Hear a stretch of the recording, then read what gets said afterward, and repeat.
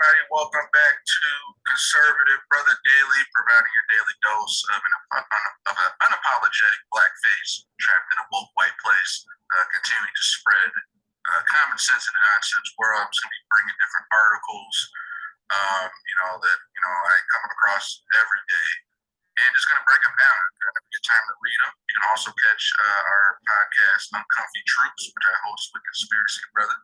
Probably bi-weekly, got to catch weekend, we're on Rumble, Odyssey, all that good deal. All right, so names of elected officials, police chiefs are on leaked Oathkeepers list. All right, so once again, the news report says the names of hundreds of law enforcement officers, elected officials, military members appear on the leaked membership of the extremist group, which is accused of playing a key role in the Capitol riot. So I'm just going to read these articles, kind of break it down, kind of get my opinion on it. This one isn't too long. The names of hundreds of U.S. law enforcement officers, elected officials, and military members appeared on the leaked membership rolls of a far-right extremist group that accused of playing a key role in January 6, 2021 insurrection at the U.S. Capitol.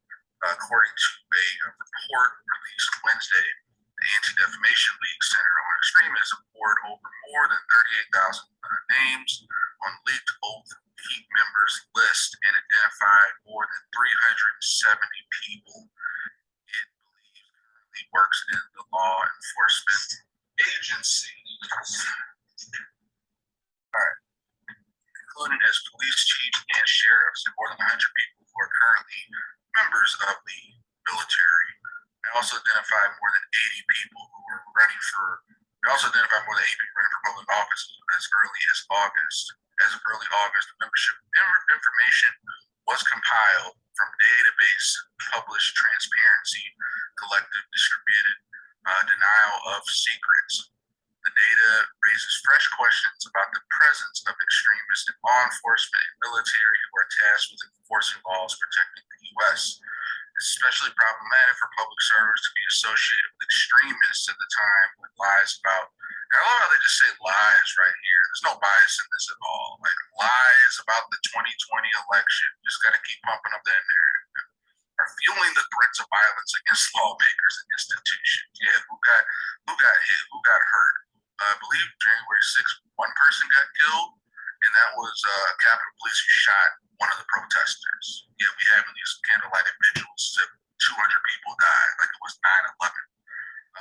Even though those who claim to have left the organization when it began to employ more aggressive tactics in 2014, it is important to remember that the Oathkeepers have espoused extremism since their founding, that this fact is not enough to deter individuals from signing up, the report says.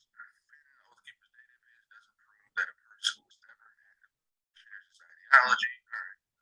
Some people on the list contacted the Associated Press, said they were briefly members years ago and no longer affiliated with the group. Some said they were never paying dues, though they're probably still on the list. Their views were far too extreme for me. Sean Mobley, Sheriff of Otero County, Colorado. Mobley told the AP in an email that he distanced from the Oathkeepers years ago, violence concerns involved in the standoff with the federal government. Bundy Ranch. Yep, man. I think there's a podcast I gotta go find where basically these farmers were being harassed by the government for years, taking away their land, property. And you think, oh, black won't happen to us. It'll eventually happen to us. Don't you think there's black farmers out there that could be going through it too? But they try and make it out like they're extremists trying to steal native land or Federal Reserve. But really, they're just trying to protect the farmland that the governments are trying to take for decades. I think there's a podcast from, I think I listened to a podcast, me and those guys that know Scott Barnes. It's called Barnes FM. So I have to look that up, maybe link it. Oathkeepers was founded in 2009 with Stuart Rose, loosely based conspiracy theory field group that recruits former military, first responders. Maybe they just pro freedom. Maybe they just think the Constitution is important, unlike everybody else that wants to make us a Marxist country. That ought to defend against all enemies, foreign and domestic, promotes the belief that the federal government is out to strip citizens of their civil liberties and paint its followers as defenders against tyranny, which is true.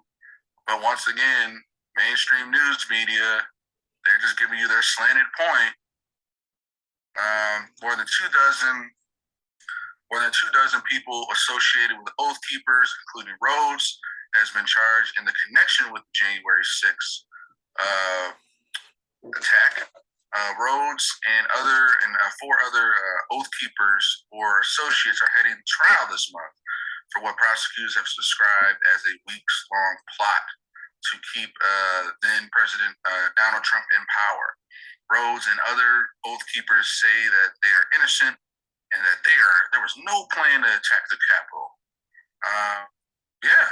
Once again, I mean, everybody there, obviously you got some feds mixed in there, you got some people hired to rile things up.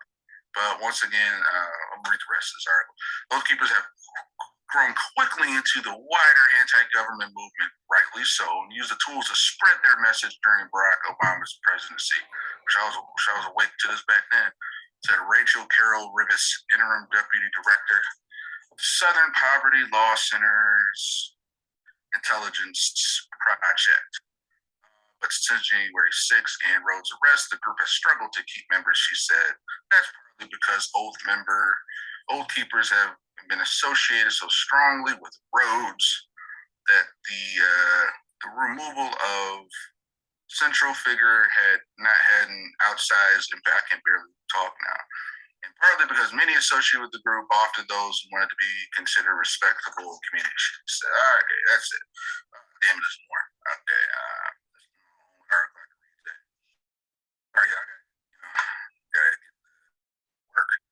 among the elected officials whose names appeared on the membership list, South Dakota Rep. Phil Jensen won June Republican primary.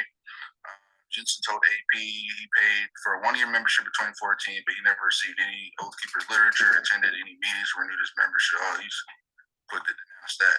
Jensen felt he compelled to join because he believed in the oath who took to support the U.S. Constitution, defend against enemies, foreign investors. He wouldn't say whether he disavows the Oathkeepers, saying he doesn't have enough information about the group. That should be a little hint for you. And once again, to support the U.S. Constitution, anyone who's defended of this, any sort of patriotic, conservative views, or domestic terrorists. Once again, there's black patriots out there. We'll dive deep into that. Those of y'all like, miracles, Back in 2014, they appeared to be a pretty solid conservative group. I can't speak to them now. All right, yeah. Said, you got an election win. Go ahead and, play damage control, distance yourself now. The ADL, the Anti-Defamation League, said it found about 10 names of people who now work as police chiefs and 11 sheriffs. All of the seats now they are getting together. They are starting to put people on a list. Even people that are like, I'm not affiliated with them anymore. They're putting the list together because they're trying to get, once again, they raided Trump, they can get everybody. So it's only a matter of time. Everybody who simply disagrees with Biden, who isn't far left, they're coming for us. They're putting the list together. I'm probably on it sooner or later. I don't even know what they're posting. I never get any updates. Said Mike Hollinson, sheriff of the Idaho Elmore County. Yep, just play it off. I'm not paying dues or membership fees anymore. Hollinson's head, a Republican that said he was campaigning for several years when voters asked him if he was familiar with the Oathkeepers. Hollins said he wanted to learn about the group, recalls paying for access to content on the Oathkeepers website, but that was the extent of his involvement. Benjamin Boyk, police chief of Iowa, recalled getting emails from the groups years ago. Believes a friend may have signed him up, but he said he never paid to become a member. Doesn't know anything about the group. They're just plain denial, plain dumb. Like, hey, and once again, this may be the case for some of them, but either way it goes, if it was some other group that wasn't in the spotlight like this, why even come out with a statement? There's plenty of groups people been involved in, but now it's the whole Oathkeepers. Let's prepare a statement off this bag. We learn about that Oathkeeper life, so I have something ready to go. Like, I don't know this man. I never seen this group before. Eric Williams, police chief at Idalou, Texas, also said he said in an email. He said in an email that he has hasn't been a member, had any interaction with the Oathkeepers group in over 10 years. He called the storm of the Capitol terrible in every way. Yeah. I pray this country finds its way back to civility and peace and discourse with one other course. So once again, this plays into just bending to the mainstream media bullies' will, and once again, be a good little Republican and just announce January 6th, they're all domestic terrorists. This is a horrible day in America. And, outbreak point is down. But I'll be back, guys. Once again, Conservative Brother Daily. I'm trying to break down at least 1 to 3 articles. So this one's going to be kind of short. And once again, providing your daily dose of unapologetic blackface in a woke white place. Continue to spread common sense in a nonsense world. I'll see you next time. Arrest Fauci. Let's go.